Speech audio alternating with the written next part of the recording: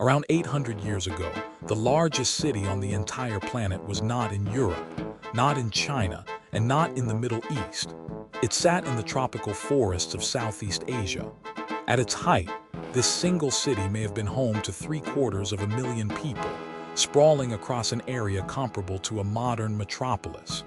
Today, most of it lies silent, buried beneath the jungle. This was Angkor, the beating heart and capital of the Khmer Empire.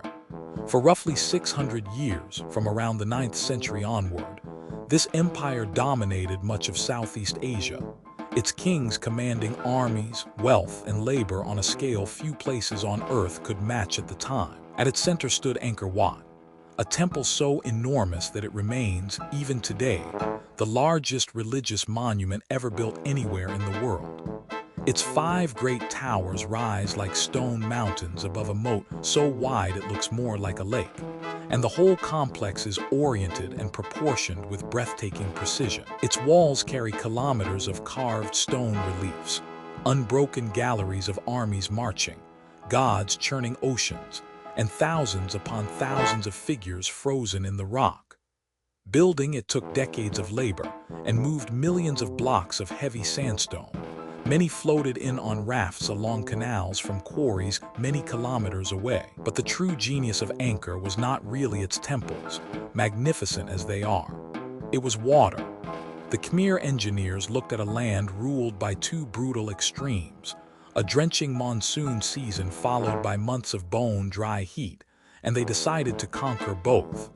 They built, in effect, a machine the size of a city to control the water itself. They dug vast rectangular reservoirs, some of them several kilometers long, holding staggering volumes of water. Then they laced the entire region with a web of canals, moats, embankments, and channels. In the rainy season, this network captured and stored the floods. In the dry season, it released that water out across the rice fields, turning a harsh climate into reliable abundance. That control over water was the empire's true source of power. It fed an enormous population and let the same land yield harvest after harvest. Around the temples grew a huge, low, sprawling city of wooden houses, workshops, markets, roads, and endless rice paddies, spreading out for kilometer after kilometer in every direction. And then, across the 14 and 1500s, this magnificent city began to unravel. There was no single dramatic ending, no great fire, no one final battle that burned it all down in a night. Instead, several different pressures slowly closed in on Angkor at the same time, and together they proved to be too much. Modern science has read the clues hidden in tree rings and in the layers of old sediment. They tell a harsh story. The region was struck by decades of unusually severe drought, and those droughts were broken by sudden years of unusually intense flooding. For a civilization whose entire power rested on carefully controlling water, this whiplash was a nightmare. The long mega-droughts starved the great reservoirs, leaving them low or empty when they were needed most. And then the violent floods that followed did the opposite kind of damage. They tore through the canals, ripped out embankments, and choked the delicate channels with sand and debris. Slowly, the enormous water machine that had made Angkor great began to break down. At the same time, the empire faced growing pressure and war from rival kingdoms to the west, and the great trade routes of the region were shifting toward the sea and toward new, growing coastal cities. Wealth, power, and people began, slowly and steadily, to drain away from the old inland capital. By the 1500s, the royal court had packed up and moved away, down toward the area of what is now Phnom Penh. It is important to say that Angkor was never completely abandoned. Monks and local villagers stayed on, and Angkor Wat itself remained a living, active place of worship. But the great city, as a great city, was finished, and then the forest moved in. Without armies of workers to constantly cut it back and maintain the channels, the jungle began to reclaim everything. It swallowed the streets, filled in the reservoirs, and buried the smaller temples under a rising tide of green. Roots pried apart carefully fitted stone. Trees grew up directly through the ruins. In some of the temples, that scene is still frozen in place today. Enormous silk cotton trees now sit right on top of the ancient walls, their huge pale roots pouring down over the carved stone like frozen waterfalls, holding the ruins together in a grip that is also, very slowly, crushing them apart. For centuries afterward, Angkor drifted into legend.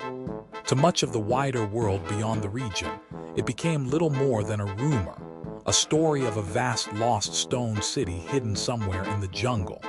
And when outside travelers finally reached it, many of them could scarcely believe that human hands had built something so immense and so intricate. But here is the twist that modern science has only recently added to the story. For a very long time, all anyone could really see were the great stone temples, the parts big and tall enough to poke up above the trees. The vast wooden city that had once surrounded them, the houses, roads, and crowded neighborhoods, had long since rotted away and vanished completely under the forest floor. So researchers took to the air, flying over the jungle and firing millions of laser pulses straight down through the canopy, a technology called LiDAR.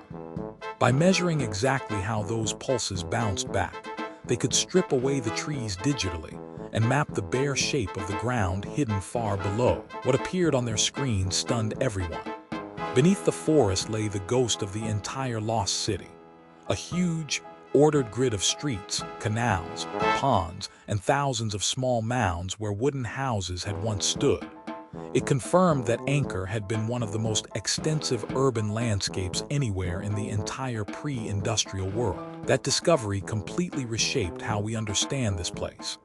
Angkor was not just a scattered cluster of grand temples. It was a single, sprawling, carefully engineered metropolis, home to hundreds of thousands of people.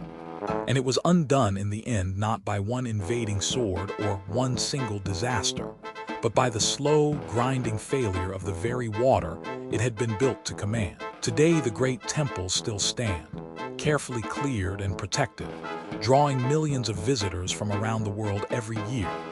But all around them, hidden beneath the rice fields and the forest floor, the rest of the greatest city of its age still lies sleeping, waiting quietly in the dark.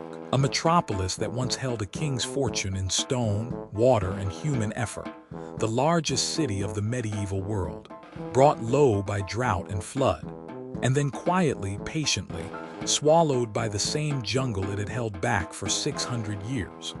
More lost history.